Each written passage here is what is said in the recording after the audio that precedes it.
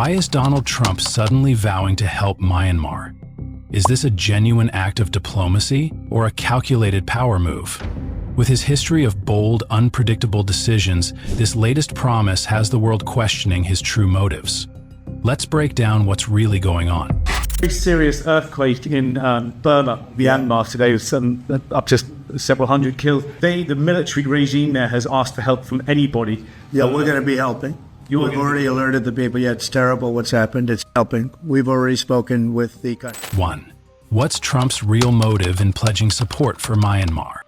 Donald Trump, known for his America First doctrine, has often approached foreign policy with a transactional mindset. His pledge of support for Myanmar, therefore, raises important questions. Was it driven by genuine concern for democracy, or were there strategic and economic interests at play?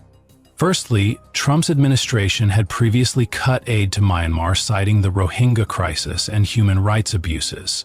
This suggests that his later support may have been more about countering Chinese influence rather than any deep-seated commitment to Myanmar's democratic transition.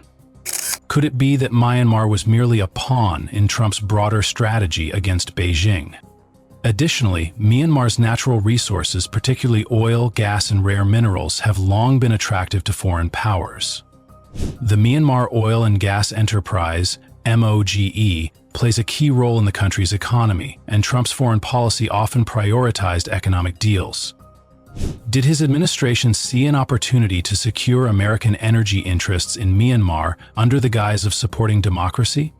Furthermore, Trump had a history of using strong rhetoric against authoritarian regimes while simultaneously engaging in backdoor diplomacy. His approach to Myanmar may have been similar, publicly condemning the military junta while seeking ways to leverage the situation for U.S. interests. Was his administration quietly exploring business opportunities or defense contracts amid the instability?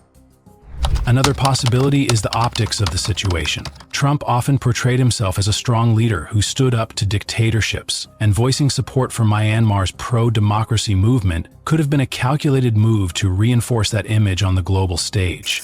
Was this part of a broader attempt to position himself as a champion of freedom while simultaneously negotiating favorable deals? While Trump's exact motivations remain open to debate, it is clear that his administration viewed Myanmar not just as a struggling democracy, but as a strategic piece in the larger geopolitical puzzle.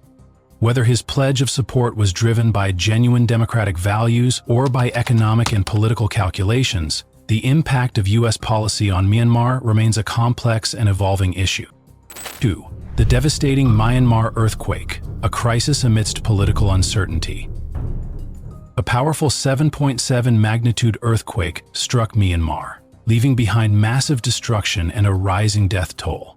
As of March 29, at least 144 people have been confirmed dead, but experts warn that the final count could be anywhere from 10,000s to 100,000s. Entire communities have been reduced to rubble, and the country is now in a state of emergency, with 6 regions, including Sagaing, Mandalay, and the capital, Nay Pyi Taw, declaring urgent rescue and relief efforts. The earthquake couldn't have come at a worse time. Myanmar is in desperate need of international aid, yet U.S. foreign assistance has been on the decline under the Trump administration. While Myanmar scrambles to recover, the question looms: will global powers step in to help, or will the country be left to face this crisis alone? Seismologist James Jackson described the earthquake as a giant knife slicing through the earth, emphasizing the sheer force of the lateral movement beneath the surface. Another expert, Fabrice Cotton, compared the scale of destruction to the catastrophic 2025 Turkey-Syria earthquake, which claimed over 55,000 lives. The gravity of the situation is undeniable, but as Myanmar faces one of its worst disasters in recent history, another shocking development has emerged. Donald Trump has stepped forward, promising to help. But why? What's his real motive? 3. Trump's surprising pledge, a genuine offer or a political move? As images of flattened buildings, collapsed bridges, and shattered roads in Myanmar spread across the media, President Donald Trump made an unexpected statement: "We will help." His words, spoken at the White House on March 28th, came as a surprise, considering his administration's ongoing cuts to U.S. foreign aid. The announcement was met with mixed reactions. Was this a genuine humanitarian response, Or was there a deeper strategy at play? Trump's statement came shortly after Indian Prime Minister Narendra Modi also pledged support for Myanmar. Posting on X, Modi expressed concern for those affected by the disaster, stating, "India stands ready to provide all possible assistance." He directed his government agencies, including the Ministry of External Affairs, to remain in close contact with Myanmar and Thailand. Unlike the US, India has historically maintained strong regional ties with Myanmar, making its offer of aid unsurprising. However, Trump's sudden promise raised eyebrows, especially given the financial constraints his own administration had placed on foreign aid. Behind the scenes, the situation is far more complex. The U.S. Agency for International Development, USAID, has been facing significant funding cuts under Trump's cost-cutting policies, with Myanmar losing approximately $52 million in USAID assistance. Despite this, USAID spokesperson Tammy Bruce reassured that their disaster response team was prepared to provide emergency aid, including food and clean water. "We are ready to act now. Our ability to respond remains unaffected," Bruce stated in a press briefing. But skepticism remains. The international community, including Amnesty International, has pointed out the contradiction. Myanmar is in dire need of aid, yet Washington has been actively reducing its financial support. Amnesty researcher Joe Freeman summed up the crisis bluntly. "This earthquake couldn't have come at a worse time for Myanmar." And yet, when Myanmar's military leader Min Aung Hlaing formally requested international assistance, Trump was among the first global leaders to publicly respond. The question remains, is this a turning point in U.S. policy, or is Trump playing a strategic game? 4. A tumultuous history of U.S.-Myanmar relations. The relationship between the U.S. and Myanmar has never been smooth. For decades, the U.S. imposed sanctions on Myanmar's military government due to human rights violations and suppression of democracy. However, between 2011 and 2016, as Myanmar opened up politically, the Obama administration eased sanctions and restored diplomatic relations. Things took a turn in 2017, when the Myanmar military was accused of ethnic cleansing against the Rohingya population. This led the U.S. to reimpose some sanctions and reduce aid to the country. The Trump administration further cut foreign assistance, costing Myanmar tens of millions of dollars in lost U.S. aid funding. The 2021 coup and U.S. response. On February 1, 2021, Myanmar's military staged a coup, arresting State Councilor Aung San Suu Kyi and other civilian leaders while declaring a year-long state of emergency. This event posed a critical test for newly elected U.S. President Joe Biden in affirming his commitment to democracy. Initially, the Biden administration took a firm stance by labeling the event a coup, thereby opening the door for reviewing U.S. foreign aid to Myanmar. However, U.S. actions remained cautious, as fully isolating Myanmar's military might push the country further into China's sphere of influence. Despite providing $216 million in aid to Myanmar in 2019, Biden's administration only hinted at reinstating previously lifted sanctions instead of taking immediate action. This soft power approach aimed to keep diplomatic channels open with General Min Aung Hlaing, while avoiding pushing Myanmar too far towards Beijing. Aside from sanctions, the U.S. also sought to work with ASEAN to pressure Myanmar's military into restoring civilian governance. However, ASEAN's policy of non-interference in member states' internal affairs made this effort difficult. New sanctions and election concerns. On the second anniversary of the coup, the US, UK, Australia, and Canada announced a series of new sanctions against Myanmar.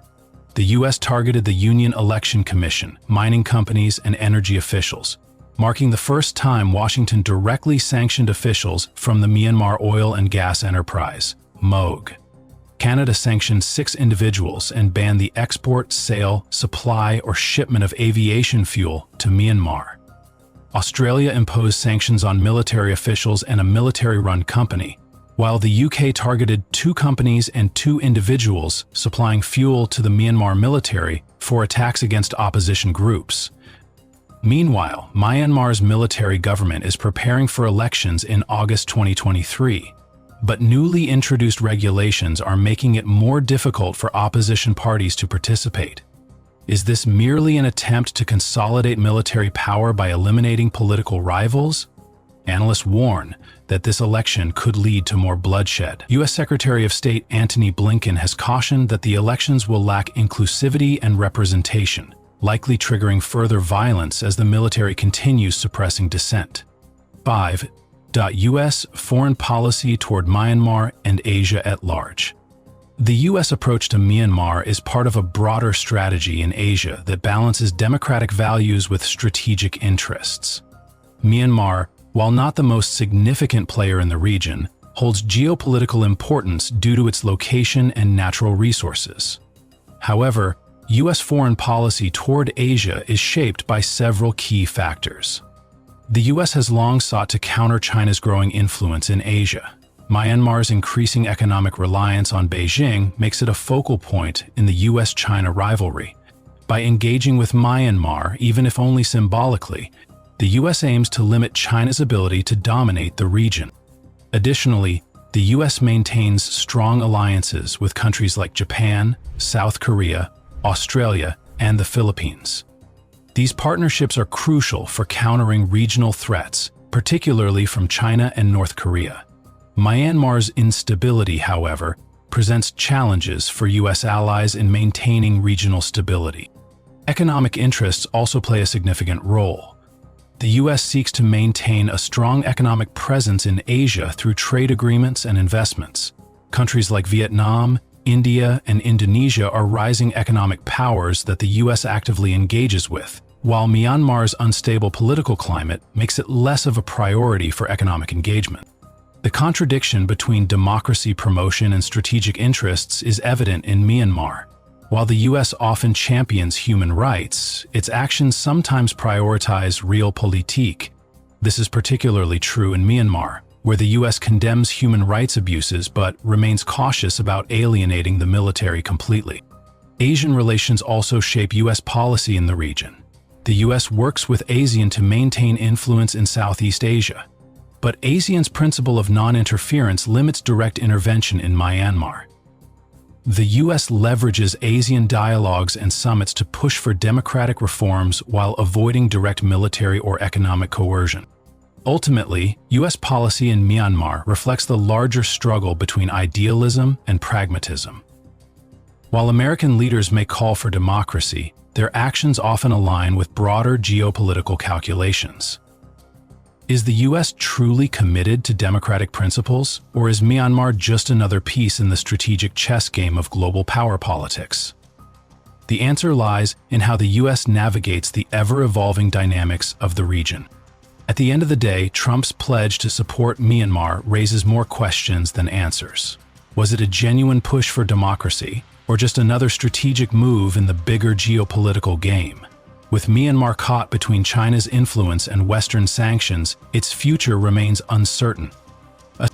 As the military tightens its grip and opposition grows, the country is at a breaking point. Will international pressure make a difference, or will Myanmar slip further into turmoil? One thing is clear: promises are easy to make, but real change is much harder to achieve.